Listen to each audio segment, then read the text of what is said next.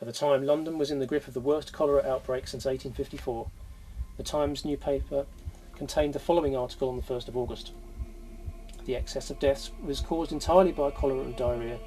904 deaths by cholera, 349 by diarrhoea were registered in the week, making the aggregate 1,253 deaths.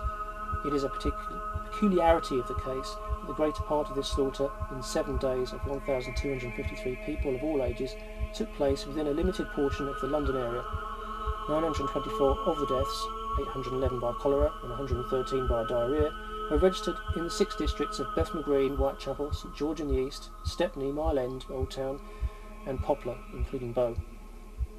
Among about the 7th part of the population of London and on about 1/14 of its area. The attack extends all along the north side of the Thames from the River Lee and the Isle of Dogs to the Tower of London. Limehouse Basin and Regent's Canal are the centre line of the attack, which stretches as far north as Victoria Park. This is essentially the port of London, inhabited by its maritime population. The canals and the basin are full of foul water and are apparently connected with the Limehouse Cut, Hackney Cut and the River Lee. The East London Waterworks Canal draws its supply from the river at Lea Bridge, where there is a reservoir, and runs for a couple of miles by the side of Hackney Cut down to its other reservoirs north of Bow and near the Lea. The present cholera field derives its water from these works. The people are falling ill every hour. You see them of all ages, children and adults, lying about their beds, like people under the influence of a deadly poison, some acutely suffering, nearly all conscious of their fate and of all that are going on around them. Several wards of the London hospital are full of patients. The people themselves are the most patient, most willing to help each other, the women always in front, and none shirking from danger. There is no desertion of children, husbands, wives, fathers, or mothers from fear. It must have been terrifying not only for Bill and his family, but also for the countless others whose lives were affected by the outbreak. The source of the outbreak was contaminated drinking water supplied by the River Lee by the East London Water Company. There were stories at the time of people's pipes being blocked by dead eels and brown-coloured drinking water. At the time when the rest of London sanitation had started to improve, the outbreak was a huge scandal. The water company was found to be responsible and has the blood of thousands of East Enders like William Sherwood on its hands. Bill's death would have been a massive blow for the family, with the only other source of family income being derived from Charlotte's parasol making. It was imperative that Bill's son earned a wage. Bill Jr. was the man of the house now and had to earn a living to contribute to the family. There is no evidence that any of them entered the local workhouse in the aftermath of his father's death, and this suggests they managed to scrape together enough money to provide a roof over their heads and food on the table. Just 10 years later, Bill's mother Charlotte died of bronchitis at their home in 42 London Street on the 11th of June 1876. She was just 49 at the time, and Bill's sister Ellen had been present at her death. By this time, Bill had a girlfriend. Kate Matthews was the daughter of a master butcher who had a shop in Bow Common Lane, Mile End. The relationship had progressed to the extent that she had fallen pregnant, and they now had to get married. The wedding took place at St James the Great Parish Church in Bethnal Green on the 19th of June 1876. At that time, Bill was employed as a porter.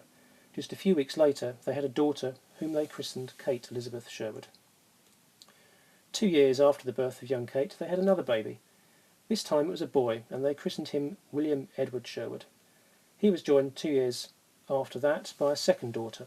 Charlotte Emily Sherwood was born on the 23rd of June 1880 at 3 Medland Street, Ratcliffe, which was a common lodging house. Soon after Charlotte's birth, the family moved to No. 1, The Orchard, Ratcliffe. Bill was now working as a coal tank filler. Coal tanks were small, black steam locomotives that were initially used for freight work over short distances. They were probably being used in the docks at the time. The census taken during the following year shows that they were still living at No. 1, The Orchard. Bill was described as a general labourer and was living at the address with his wife and their 3 children. On the 16th of May 1883, Bill and Kate had another daughter named Martha. She was baptised on the 1st of June at St James's Church in Ratcliffe. By the time of Martha's arrival into the world, the family had moved to 12 London Street. Unfortunately, the joy surrounding the birth was short-lived, as Martha developed water on the brain. She died at Shadwell Children's Hospital on the 12th of December 1883, aged just 6 months. In the years that followed, Charles Booth conducted a survey of London. He walked the streets taking copious notes and eventually produced a map that classified their social class and poverty. The Booth survey describes Medland Street as being populated by sailors' widows and loose women. Nearby London Street is described as very rough, and the children were booted but ragged. The streets were indicated on the map as dark blue and black, respectively. Dark blue was described as very poor, casual, chronic want. Black was described as lowest class, vicious and semi-criminal. Booth's survey paints a grim picture of the living conditions in the area. At the time, the air would have been thick with coal smoke from industry and their lodgings damp. Inevitably, all this took its toll on Bill's health. Like his mother, he caught bronchitis and died at his home, 10 London Street, on the 19th of April 1888, aged just 37. At the time of his death, he was working as a dock labourer, and once again would have had to experience the scrum of the call-on in order to earn the privilege of a day's work in the docks. That would have involved working in all weathers. He lived a hard life and died young even by Victorian standards. The average life expectancy for men at the time was around 45. Charlotte's mother, Kate, did not remain a widow for long, and in the summer of 1889 she married George Allender. In 1891 they were still living in poverty at 10 London Street. Charlotte's new stepfather was working as a coal porter, probably in the nearby Limehouse Basin, which was where coal was being transferred from the ships to barges for distribution on the canal network. Charlotte's mum was a charwoman. They all lived together in a single room. The 2 other rooms in the house were occupied by other families, bringing the total number of people living at the address to 12. Life must have been hard, but one compensation was the sense of community that people shared in the East End. As Charlotte grew up, she would have seen the construction of Tower Bridge, which opened in 1894. She would have also experienced slum clearances. Charles Booth's survey of London Street in 1898-99 described 3 houses below the Working Girls' Institute being shut and 2 more being half down, i.e. being demolished. At around this time the family would have been forced to move out. At the age of 19 or 20, Charlotte met a local man called Bob, who worked as a clerk for a shipping company. The relationship developed and she became pregnant. Charlotte married John Robert Melton on the 14th of October 1900 at St Paul's Church in Shadwell. The church was on Shadwell High Street and overlooked the docks. It still stands to this day and can be seen from the highway and Shadwell Basin. At the time of the wedding, Charlotte was living at 442 Cable Street. In spite of the massive changes in the East End, this house is also still there.